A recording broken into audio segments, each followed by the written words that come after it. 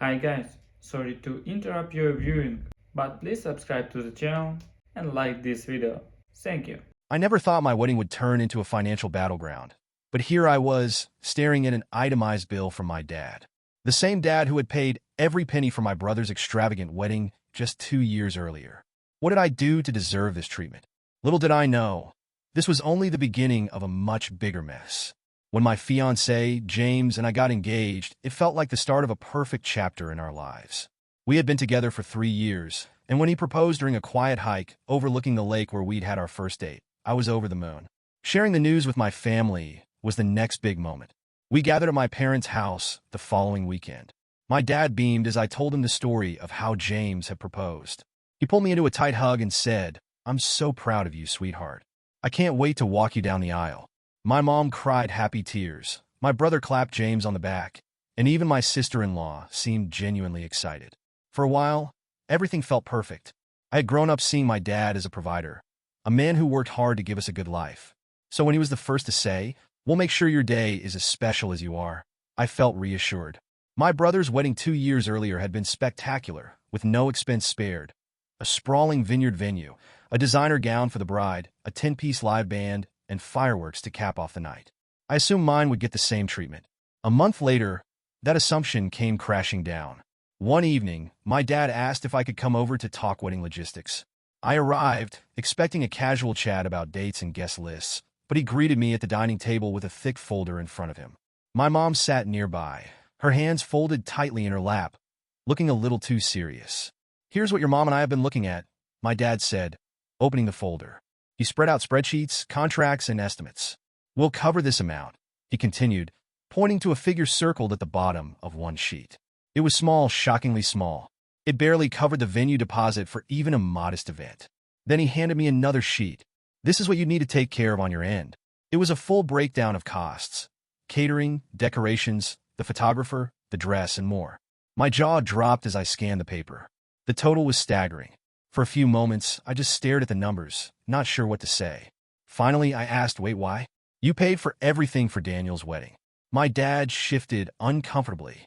"Things are different now," he said vaguely. "We're trying to be more conscious about budgeting." "But what's different?" I pressed. "Did something happen financially?" My mom quickly cut in. "Oh, no. Nothing like that. Your dad just thinks it's good for you and James to have some responsibility for the costs. You're both adults now, after all." "Daniel was an adult, too," I countered, unable to keep the edge out of my voice. "Why didn't he have to take responsibility for his wedding?" My dad sighed, clearly annoyed. "It's not a competition, okay? Times have changed, and we have to make adjustments. This is the best we can do right now." The words stung. My parents had always been fair, or at least it's what I thought growing up. Now, for the first time, I felt like I was being treated unequally, like I didn't deserve the same consideration my brother had received. I tried to reason with him. "Dad, I'm not asking for a lavish wedding. I just want to understand why you're handling this so differently." "You don't need to understand everything," he snapped. "This is what we're offering. Take it or leave it." The conversation ended abruptly. My dad gathered up the papers, and my mom gave me a tight-lipped smile as if to say, "Don't push it." I left feeling blindsided, hurt, and most of all, confused. As I drove home, my mind raced. Was this about James? My parents had always been polite to him, but now I wondered if they secretly disapproved of him. Or was it about me? Had I done something to lose their support? The more I thought about it, the less it made sense. When I got home, James noticed my mood immediately. "What happened?" he asked, pulling me into a hug. I hesitated, not wanting to dump my family drama on him. But eventually, I spilled everything. James listened quietly, his expression hardening. "That's not fair," he said when I finished. "You deserve better." His words were comforting, but they didn't erase the growing knot of resentment in my chest. My dad's reaction had turned what should have been an exciting time into something fraught with tension. I couldn't shake the feeling that this was only the beginning of a much larger issue. And deep down, I knew I wasn't ready to let it go. The morning after that awkward meeting, I woke up to a text from my mom. It read, "Let's talk, sweetheart. I think your dad's intentions might have come across wrong." That was classic mom, always the peacemaker. I debated ignoring the message, but curiosity and a bit of anger got the better of me. We met for coffee later that day, and right away, I could see she was uncomfortable. She stirred her drink incessantly, avoiding my eyes. "Your dad isn't saying no," she began, almost rehearsed. He's just asking for you to contribute. Weddings are expensive, and he's trying to make sure you and James start off on the right foot, financially speaking. Her explanation sounded hollow, like she didn't quite believe it herself. Mom, I get that weddings are expensive, I said, trying to keep my voice steady. But why does it feel like I'm being punished for something? You and Dad didn't ask Daniel to contribute a single cent to his wedding. She hesitated, then sighed. Your brother's situation was different. How? I pressed. Well, she trailed off, clearly searching for the right words. He was in a different place in life. He needed more support. I stared at her, baffled. So because I've been independent and didn't ask for help before, I don't deserve the same treatment? Is that it? That's not what I'm saying, she exclaimed, flustered. It's just your dad, and I thought it would be good for you and James to handle things your way. To put your own stamp on your wedding. Her tone was almost pleading, but it didn't make me feel any better. It wasn't about the money anymore. It was the principle, the stark contrast between how my parents had treated Daniel and how they were treating me. That night, I called my brother to get his perspective. Hey, I began casually. Quick question. Did Dad ever talk about money being tight when you were planning your wedding? He laughed, almost spitting out his drink. Are you kidding? He was like a walking ATM. I mean, Dad was more excited about my wedding than I was half the time. I paused, taken aback. So, he never mentioned budgeting or you needing to chip in? Not once, Daniel replied. In fact, when I suggested paying for a couple of things, he told me not to worry about it. He said, it's a father's duty to give his son a proper wedding. He chuckled at the memory, completely oblivious to how much those words stung. I tried to brush it off. Must be nice. Daniel hesitated. Wait, is something going on? Are they not helping you? Not the same way they helped you, I admitted. I didn't want to vent to him just yet. I wasn't sure if he'd understand. Well, maybe Dad's just being, I don't know, careful? You know how he gets about money sometimes? But I didn't know. That was the problem. My dad had always been generous to a fault, especially when it came to family. His sudden tight-fistedness didn't feel like carefulness. It felt deliberate. For days, the question gnawed at me. Why was I being treated so differently? I came up with countless theories, none of which made sense. Did they not like James? I thought back to every interaction he'd had with my family. He was polite, hardworking, and attentive to me. Everything parents usually want in a son-in-law. If there were issues with him, they never said anything. Or maybe it was about gender. Did my dad think it wasn't his responsibility to pay for his daughter's wedding the way he had for his son's? That idea didn't sit right either. My dad had never shown signs of being old-fashioned or sexist before. The more I thought about it, the more tangled my feelings became. Every theory led to more questions, and the lack of answers made me resentful. A few days later, I visited my parents again, hoping to get some clarity. My dad was in his study, going over some papers, and I took a deep breath before knocking. Hey, can we talk for a minute? He barely looked up. Sure. What's on your mind? I walked in, trying to keep my tone calm. I've been thinking a lot about the wedding stuff, and I need to understand. Why is this happening? Why are things so different from how they were with Daniel? My dad sighed, setting down his pen. I already told you. Times are different. We need to be more careful with money now. But why weren't you careful then? I pushed. If things were tight, why go all out for Daniel? He frowned, clearly growing impatient. Because it was his wedding. It was the right thing to do. And mine isn't. I shot back. Don't twist my words, he snapped. We're still helping you, but you can't expect everything to be handed to you on a silver platter. The comment hit like a slap. I've never expected that, I said, my voice trembling. I've worked for everything I have. I didn't ask you for help with college, or my first car, or anything else. But now, when it's my turn to celebrate something big, you're treating me like I'm being ungrateful for expecting the same support you gave Daniel. My dad didn't respond right away. He just rubbed his temples like he was tired of the whole conversation. Finally, he said, Look, I'm not going to argue about this. What we've offered is more than fair. If you can't see that, I don't know what else to tell you. I stared at him, realizing I wasn't going to get any answers. It wasn't that he couldn't explain himself. It was that he wouldn't. I left that conversation feeling more lost than ever. My mom tried to call later, but I let it go to voicemail. James found me sitting on the couch, staring blankly at the wall. Another fight, he guessed. Not even, I said bitterly. He just refuses to see where I'm coming from. James sat down beside me and took my hand. You don't have to figure this out tonight, he said softly. But I wasn't sure if I'd ever figure it out. Something was off, and until I understood what it was, I couldn't shake the feeling that this wasn't just about money. It was about something much deeper. When James and I sat down to start planning the wedding, It felt like staring up at an unclimbable mountain. With limited funds and the sour taste of my dad's contribution lingering in my mind, every decision felt like a reminder of how unsupported I was. At first, we tried to stay optimistic. "We don't need a vineyard or a live band," James said with a reassuring smile. "We just need each other, right?" He was right, of course, but the bitterness inside me didn't care. All I could think about was how unfair it was. We settled on a modest community hall for the ceremony and reception. It wasn't glamorous, but it was clean, charming, and affordable. For catering, we ditched the idea of a plated dinner and opted for a buffet-style meal from a local family-owned restaurant. Decorations? We planned to DIY everything with the help of a few crafty friends. And instead of a live band, we decided to make our own playlist, borrowing sound equipment from a coworker of James. The more we cut back, the more my resentment grew. Every change felt like a compromise I shouldn't have had to make. And every time I mentioned these changes to my parents, my dad acted like I was overreacting. "Why not just elope if it's such a burden?" he quipped during one particularly frustrating phone call. His tone wasn't joking, it was dismissive, as though the wedding wasn't worth the effort I was putting into it. "It's only a burden because you've made it one," I snapped, unable to hold back. "Watch your tone," he shot back. "We're helping you more than you realize." "Helping?" I laughed bitterly. "You've given us barely enough to cover the venue deposit and then acted like I should be kissing your feet for it." My mom, who had been quiet until then, interjected. "Honey, you need to be more grateful. Your father worked hard for that money. Worked hard for Daniel's wedding, too, I guess," I muttered under my breath.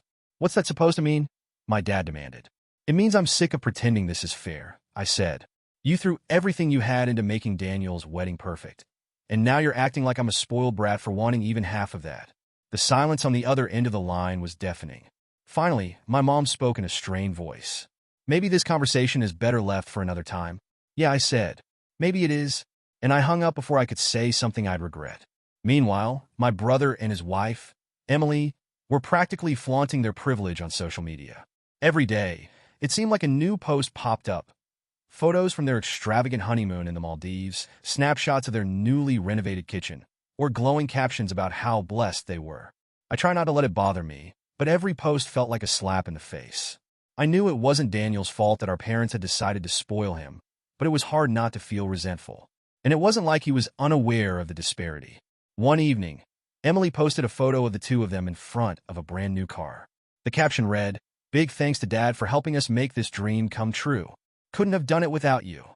I stared at my phone, seething. James, noticing my expression, leaned over. "What's wrong?" I showed him the post. He read it, then let out a low whistle. "Wow, that's not subtle. It's like they're rubbing it in my face," I muttered. "They're probably not even thinking about you," James said gently. "They're just living their lives." "Exactly," I said. "They get to live their lives without worrying about money, because Dad keeps bailing them out. Meanwhile, we're here trying to scrape together enough for tablecloths." James put an arm around me. "We'll figure it out," he said. "We always do." Despite James's optimism, the stress of planning the wedding was taking its toll. Every time we thought we'd found a solution to one problem, another would pop up. The guest list became a battleground, with my parents insisting on inviting distant relatives I barely knew while refusing to contribute any more money to cover the added costs. "You can't just not invite Uncle Mike," my mom said during one tense conversation. "Why not?" I asked. "I haven't seen him in 10 years, and he doesn't even know James."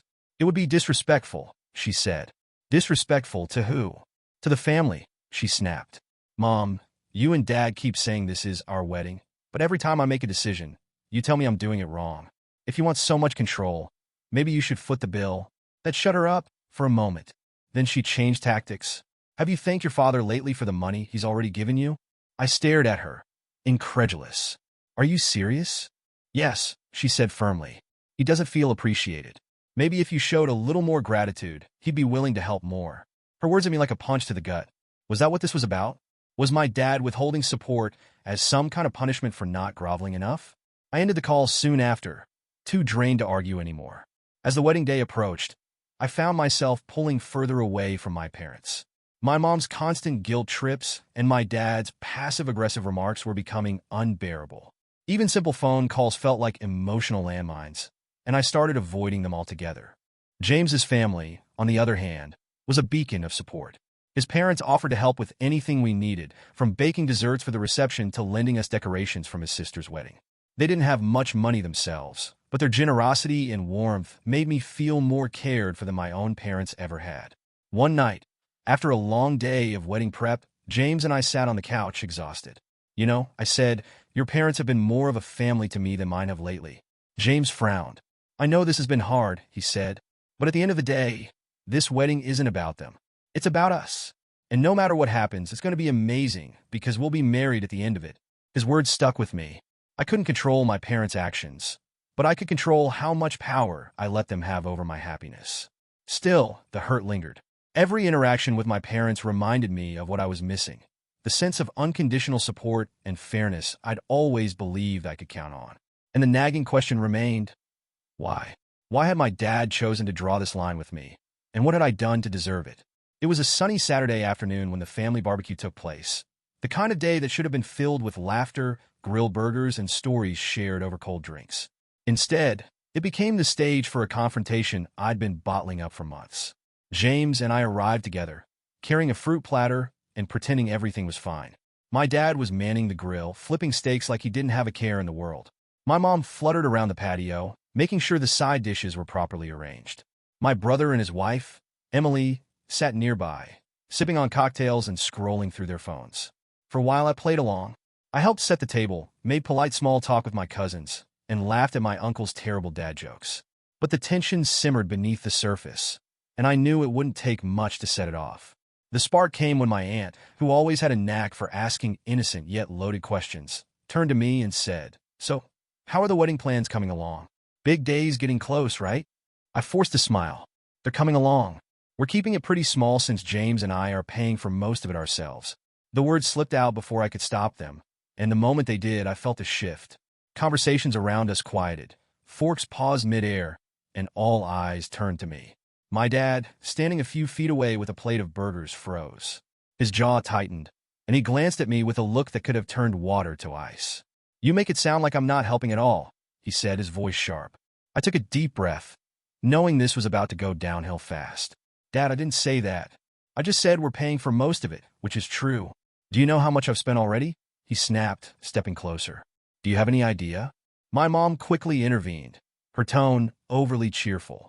"Let's not do this now. We're here to enjoy the day." But I was done tiptoeing around the issue. I'd been bottling this up for too long, and the frustration was boiling over. "Actually, Mom, maybe we should talk about it," I said, my voice trembling slightly. "Because I've been feeling like this wedding is more of a burden to you guys than a celebration." My dad's face reddened. "That's ridiculous. We've done everything we can to help you. You act like we're not doing enough." "Because you're not," I shot back, my voice rising. "You paid for every dime of Daniel's wedding. Every dime. And now, when it's my turn, you're acting like I'm some spoiled brat for asking for the same treatment." The silence that followed was suffocating. My mom looked mortified, my brother was frowning at the ground, and my aunt seemed to regret asking the question in the first place. Finally, my brother spoke up. "Look, things are different now," he said awkwardly, not meeting my eyes. "Times have changed." "Oh, come on, Daniel," I said, turning to him. "What does that even mean? You got married 2 years ago. What's so different now?" He hesitated, clearly uncomfortable. "I don't know, maybe Dad's just being more careful with money these days." "Really?" I countered, my voice dripping with sarcasm. "Because it doesn't seem like he's being too careful when it comes to you. I see the new car, the house renovations, the trips. You're still getting plenty of help." "Hey, that's not fair," Daniel protested, his tone defensive. "It's not like I asked for all of that." "Exactly," I said, throwing up my hands. "You don't even have to ask, because Dad just gives it to you. Meanwhile, I'm over here being treated like I don't deserve the same support." The argument spiraled from there.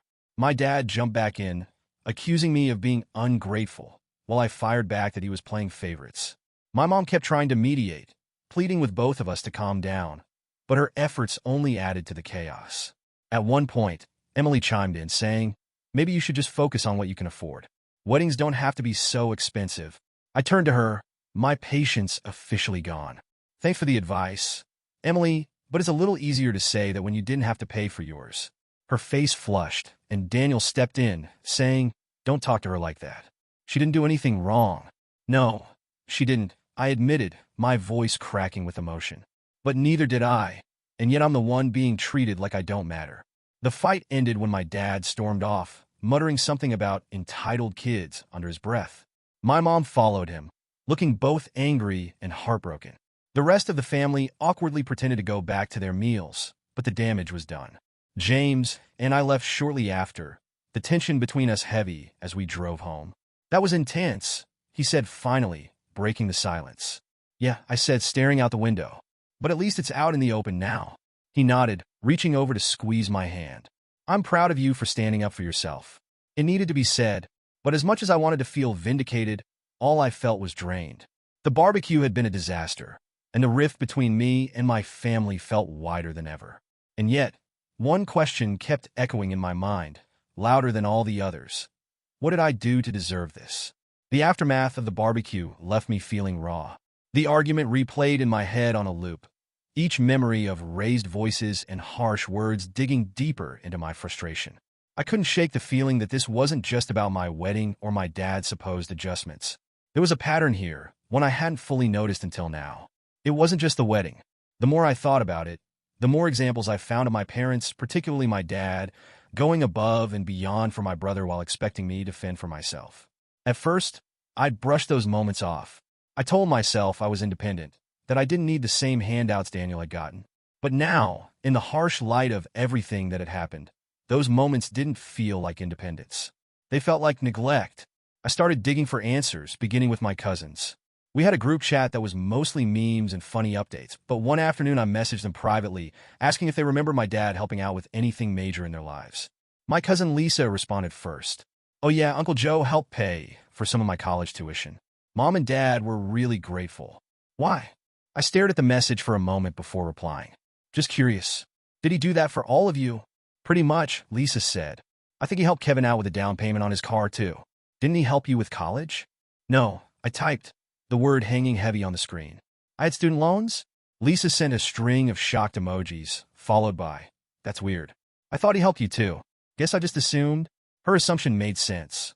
On the surface, my dad seemed like the type who'd want to make sure all his family had a solid foundation. But apparently, that generosity had limits, and I was on the outside of it. I kept poking around, asking questions in subtle ways, so it didn't seem like I was fishing for dirt. The more I uncovered, the clearer the pattern became. My dad had helped pay for Daniel's college, bought him his first car, and even covered some of his business expenses when he first started working as an independent contractor. Meanwhile, I'd worked 2 part-time jobs during school and scraped together enough for a used car that was still barely holding on. The realization stung, but it also fueled my determination to get to the bottom of it.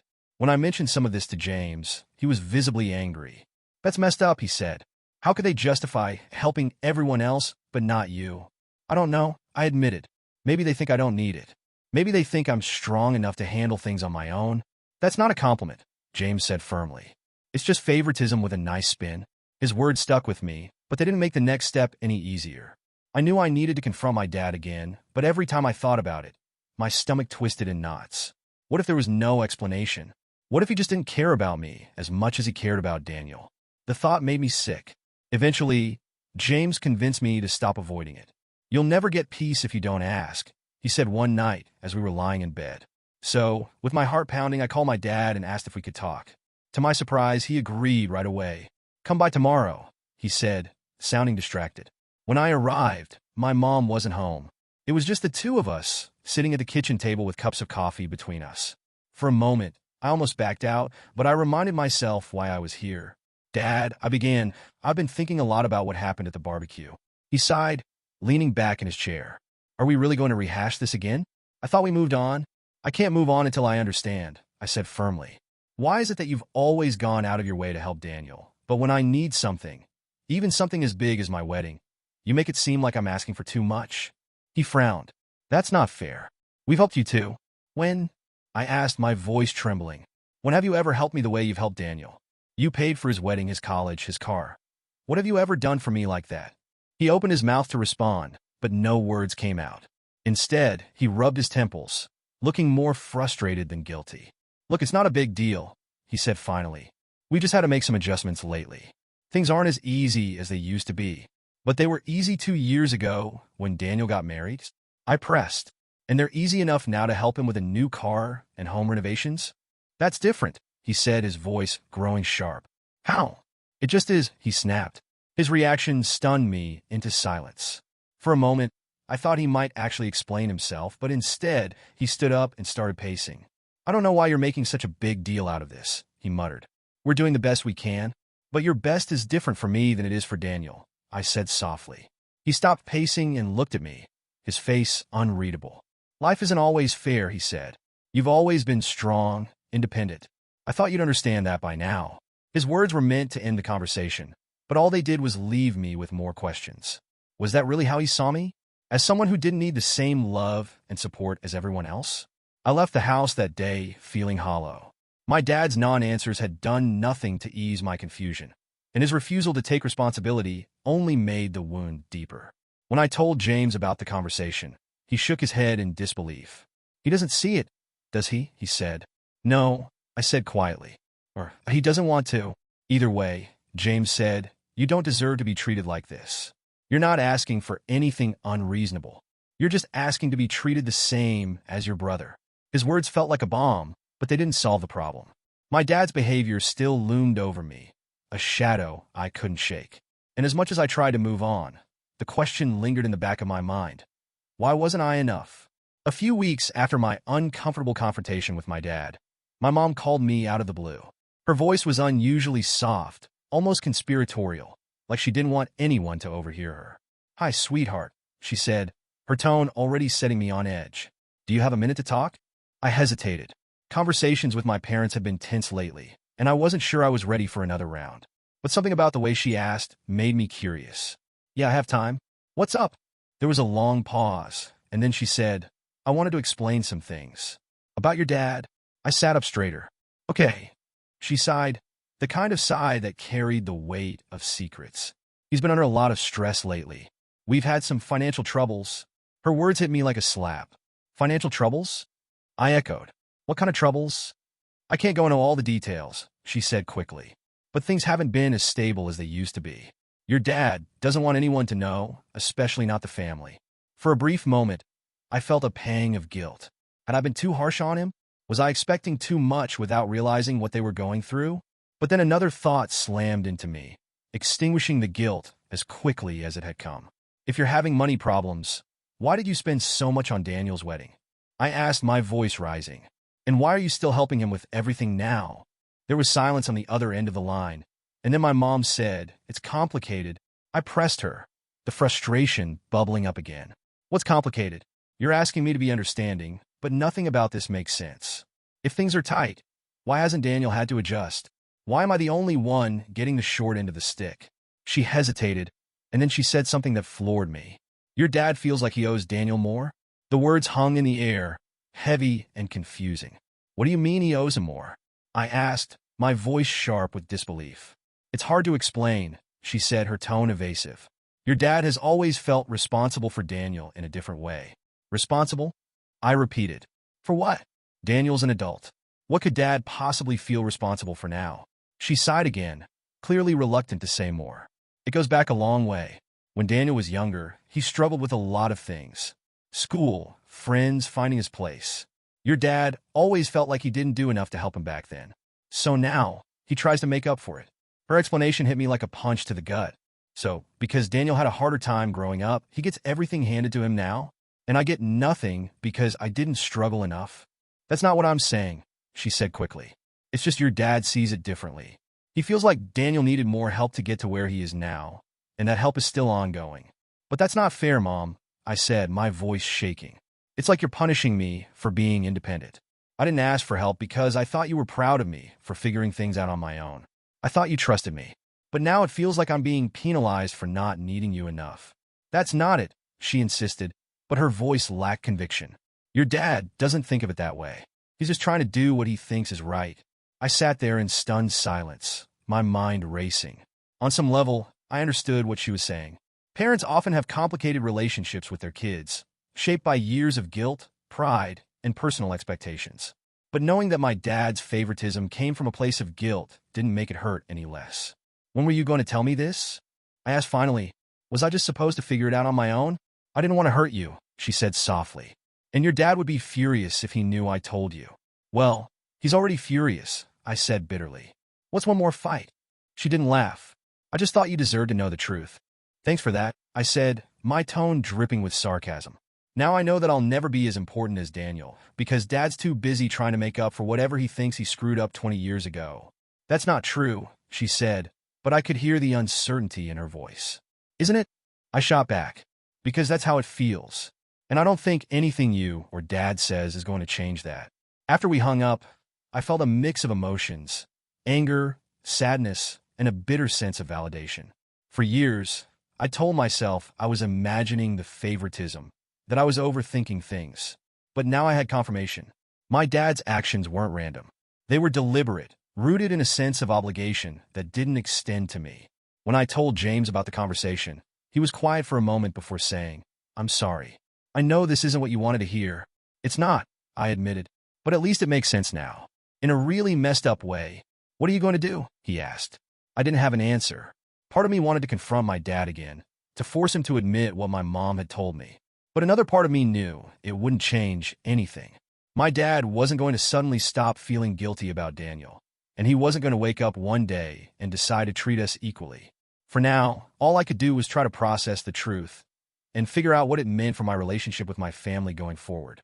I couldn't stop thinking about what my mom had told me during that hush phone call. The idea that my dad felt he owed Daniel more, a debt of guilt, was gnawing at me. It explained so much, but it also opened up a whole new set of questions. What had happened back then that made my dad feel like he'd failed my brother? And why was I paying the price now? One evening, after another day of stewing in my thoughts, I called my mom again. "We need to talk," I said without preamble. She sighed heavily. "I figured you'd say that." "Then stop holding back," I said, trying to keep the frustration out of my voice. "What aren't you telling me?" We met in person this time, at a small cafe near her house. My mom arrived looking tense, her purse clutched tightly in her hands. After we ordered, I leaned forward and asked, "What really happened with Daniel? Why does Dad feel like he owes him so much?" She hesitated, looking around like she was worried someone might overhear us. "It's not something your dad likes to talk about," she began. "I'm not asking Dad. I'm asking you," I said firmly. Her shoulders sagged, and she finally relented. When Daniel was younger, he had a hard time finding his way. He struggled in school, had trouble holding down jobs. It was a rough period for him. Your dad was harder on him back then, and I think he regrets some of the things he said and did. "What kind of things?" I asked, though I wasn't sure I wanted to know. She looked uncomfortable. "Your dad pushed Daniel to be more like him. Driven, ambitious, focused. But Daniel isn't like that. He's sensitive. And I think your dad didn't understand how much his criticism affected him." I frowned, trying to reconcile this version of events with the brother I knew. Daniel had always seemed confident, maybe even cocky at times. But now I wondered if that was just a mask. Mom continued. "It all came to a head after Daniel dropped out of college. Your dad was furious. He said things I don't think he meant. It was a really bad fight. Daniel moved out and didn't talk to us for months. That revelation hit me like a freight train. I didn't know any of this," I said. "Why didn't you tell me?" "You were young," she said, avoiding my gaze. "We didn't want you to worry." And eventually, Daniel came back around. But your dad felt like he'd let him down. He promised to help him make it in life, as he put it. "What does that mean?" I asked. "It means your dad paid for everything," she said bluntly. "Courses to help Daniel get certifications, a loan to start his business, even a couple of bailouts when he got into debt early on. And when Daniel and Emily got married, your dad saw it as another way to make things right." I sat back in my chair, stunned. It wasn't just the wedding. My dad had been financially supporting Daniel for years, quietly cleaning up his messes and smoothing out his path. "That's why your dad wanted to make his wedding special," my mom said softly. "He feels like he failed him for a while, and he's been trying to make up for it ever since." I swallowed hard, trying to process everything she just told me. So what? Because I didn't drop out of college or rack up debt, I don't deserve the same support? I'm being punished for being responsible. "It's not punishment," she said, but her voice lacked conviction. "Your dad just sees things differently. He thinks you're strong enough to handle things on your own." Her words should have been comforting, but they weren't. If anything, they made me angrier. My so-called strength was being used as an excuse to neglect me. My dad didn't feel the need to support me because I hadn't given him a reason to feel guilty. I shook my head. "You realize how unfair that is, right? You're basically telling me that being independent means I get left out in the cold while Daniel gets everything handed to him." "It's not like that," she insisted. Then what is it like? I shot back. She didn't have an answer. Instead, she reached across the table and squeezed my hand. I know this hurts, she said, and I wish I could change the way your dad sees things. But I don't know if I can. Her admission only deepened the ache in my chest. I'd always seen my parents as a team, but now I realized how much of this dynamic my mom had silently accepted, or maybe even enabled. When I got home that night, I told James everything. He listened quietly, his brow furrowed as I recounted the details. So, let me get this straight, he said when I finished. Your dad basically turned his guilt about Daniel into a lifelong mission to fix everything for him. And now you're paying the price for it? Pretty much, I said bitterly. That's messed up, James said. It's not your fault that Daniel struggled, and it's not your responsibility to bear the weight of your dad's guilt. I know, I said, but knowing that doesn't change anything. James nodded, but I could see the frustration in his eyes. So, what's your next move? I don't know, I admitted. Confronting my dad hasn't worked. Talking to my mom hasn't changed anything. At this point, I feel like my only option is to just accept it. James put his arm around me. You shouldn't have to accept it, he said. But whatever you decide, I'm here. His support was a lifeline, but it didn't ease the storm inside me. My dad's guilt, my mom's complicity, and my brother's obliviousness. It all felt like too much to handle. And for the first time, I wondered if I'd ever truly feel at peace with my family again. After everything I'd learned, I knew I couldn't keep the resentment bottled up any longer. My dad's guilt over Daniel's struggles had shaped so much of our family dynamic, but it felt like it had erased me in the process. I tried to let it go. I really did, but the unfairness of it all clawed at me, gnawing away at my ability to act like everything was fine. One Sunday afternoon, I decided to confront him. It wasn't a spur-of-the-moment decision. I'd spent the whole week rehearsing what I wanted to say, preparing for every possible reaction. I told James the first needed to do this alone. He offered to come for moral support, but I didn't want my dad to use James as a scapegoat or an excuse to dodge the conversation. When I arrived at my parents' house, my mom was out running errands, leaving just my dad and me. He was in his usual spot in the den, reading the newspaper, a mug of coffee balanced on the armrest of his chair. Hey, Dad, I said, standing in the doorway. He looked up, his expression neutral. Hi, sweetheart. What brings you by? I didn't bother with pleasantries. We need to talk. His brow furrowed. About what? About everything, I said, stepping into the room and sitting across from him. About Daniel, about the wedding, about why you treat me so differently. He sighed heavily, setting down the paper. We've already been over this, he said. No, we haven't, I countered. Every time I try to talk to you about it, you either brush me off or get defensive. But I can't keep pretending this isn't a problem. He leaned back in his chair, rubbing his temples like he was already exhausted by the conversation. What do you want me to say, huh? That I'm a terrible father? That I failed you somehow? I'm not asking for an apology, I said, trying to keep my voice steady. I'm asking for an explanation. I know about the promises you made to Daniel, about all the help you've given him. And I get it. He struggled, and you felt like you needed to make it up to him. But what I don't understand is why that means I get less. His eyes narrowed. Less? What do you mean by less? You know exactly what I mean, I said. You've given Daniel everything, his education, his business, his wedding. And when it's my turn to ask for help, you suddenly decide it's time to be fair. How is that fair? My dad's jaw tightened, and I could see the frustration bubbling beneath the surface. This isn't about fairness, he said finally. It's about doing what's necessary. Daniel needed more support to get where he is today. You didn't. You've always been capable, independent. And that's my punishment? I interrupted. Because I didn't need as much help growing up, I don't get the same consideration now. It's not a punishment, he snapped. Stop twisting my words. Then explain it to me, I said. Explain why my wedding doesn't deserve the same support Daniel's did.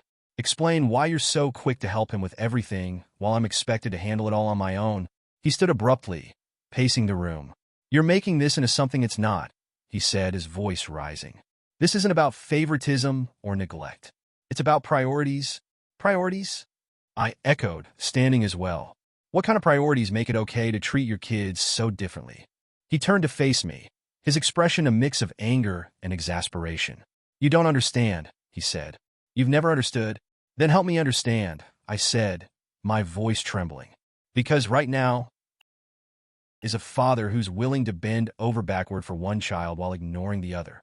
The room fell silent, the tension between us thick enough to cut with a knife. Finally, my dad shook his head and muttered, "This is pointless," before walking out of the room. I stood there, stunned, watching as he disappeared down the hallway. Part of me wanted to chase after him, to force him to face the conversation he'd been avoiding for so long. But another part of me knew it wouldn't make a difference. I left the house shortly after, my hands shaking as I gripped the steering wheel on the drive home. When I walked through the door, James was waiting for me. One look at my face, and he knew. "It didn't go well, did it?" he asked gently. "No," I said, sinking onto the couch. He walked out. Again, James sat beside me, pulling me into a hug. "I'm sorry," he said. "I just don't get it," I said, my voice breaking. Why is it so hard for him to just admit that what he's doing isn't fair? Later that evening, my mom called. "Your dad told me what happened," she said, her tone cautious. "Of course he did," I said bitterly. "He's upset," she continued. "You know how he gets when he feels cornered." "I wasn't cornering him," I said. "I was asking for answers. But I guess those are too much to ask for." "Sweetheart," she said softly, "maybe it's time to let this go." Her words lit a fire in me. "Let it go," I repeated. "How am I supposed to let it go when he keeps treating me like I'm less important? How am I supposed to move on when he won't even acknowledge that he's done anything wrong?" "I know it's hard," she said, "but holding on to this anger isn't going to help. Neither is pretending everything's fine," I shot back. "I'm not just going to sit here and accept that this is how it's always going to be." We ended the call soon after, neither of us willing to back down. As I sat there, staring at my phone, I realized something. My relationship with my dad might never change. And if that was the case, I had to decide if I could live with it, or if I needed to let go of more than just my anger. It wasn't an easy decision, and it wasn't one I could make overnight. But one thing was clear. I couldn't keep fighting a battle he wasn't willing to fight with me. Planning the wedding felt like running a marathon while carrying a backpack full of rocks. Each day brought new challenges, new compromises, and new reminders of how unsupported I felt by my own parents. But through it all, James and I leaned on each other, and on the people who genuinely wanted to see us happy. James's parents were incredible. They didn't have a lot of money, but they had endless energy and enthusiasm.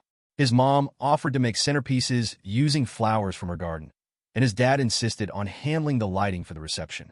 "I've got some old string lights in the shed," he said. "They'll look great, trust me." My best friends rallied too. They came over one weekend with rolls of tulle, fairy lights, and a determination to turn our modest community hall into something magical.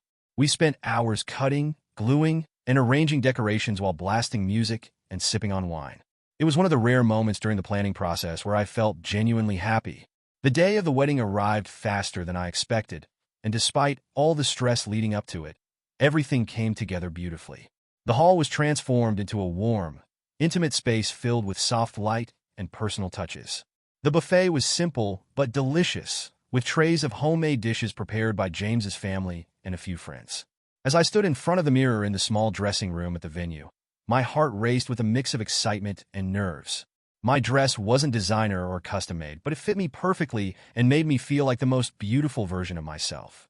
My best friend, Lily, helped pin my veil, and when I turned to look at her, she smiled. "You look stunning," she said. The ceremony itself was everything I could have hoped for. As James and I exchanged vows, I felt a sense of peace wash over me. For the first time in months, I wasn't thinking about my parents or the lingering bitterness. All I could focus on was the man standing in front of me, promising to spend the rest of his life with me. The reception was a blur of laughter, music, and dancing. James and I took to the floor for our first dance, swaying to a song that we'd picked together months earlier. Around us, our guests clapped and cheered, and for a moment, it felt like nothing else in the world mattered. My dad was there, but his presence was hard to ignore.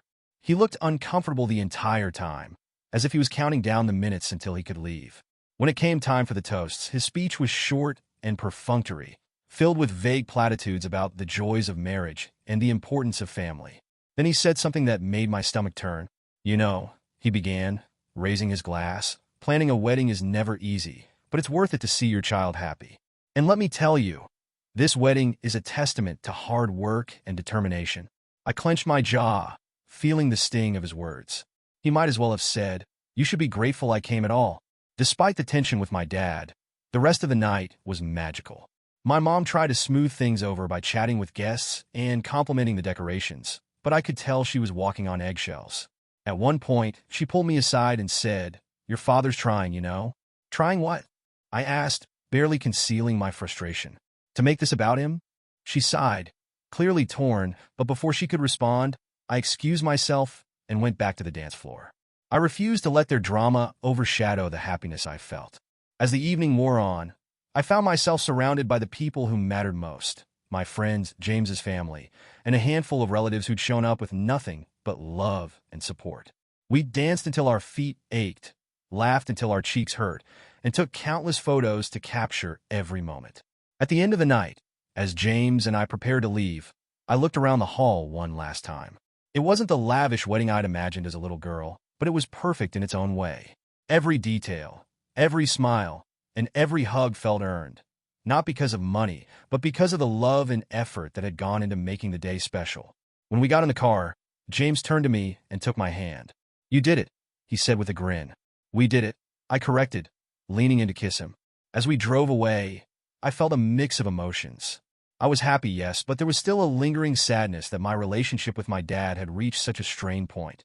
For years, I'd seen my wedding as a moment when we'd come together as a family, but now I realized that wasn't something I could force. The wedding was over, but the complicated feelings about my parents were far from resolved. Still, as James and I started this new chapter together, I knew one thing for sure. We had created a day that truly reflected us. And that was enough. In the days and weeks after the wedding, life settled into a strange new normal. The adrenaline of planning and celebrating had faded, leaving me with an odd mix of relief and reflection. The wedding had been beautiful, yes, but the unresolved tension with my dad loomed like a cloud over my memories.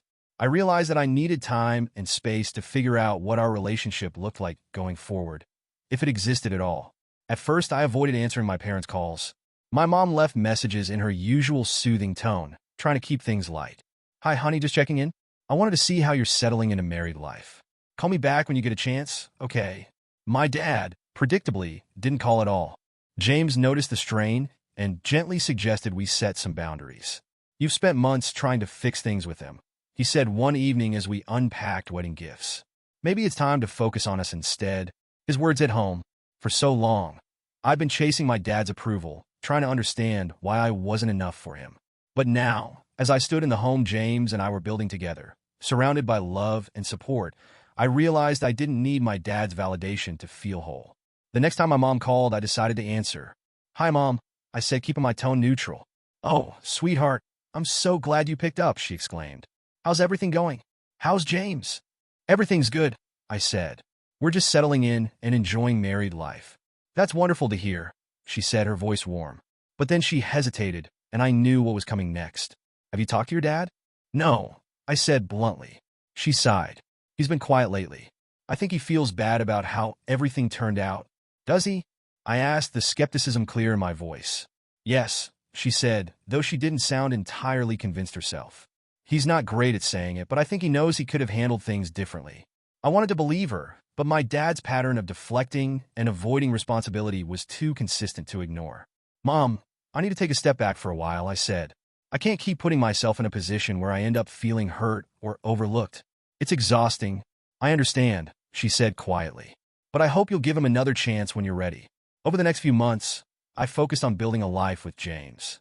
We painted our living room together, argued over what kind of couch to buy, and hosted dinner parties with friends who felt more like family than my own did.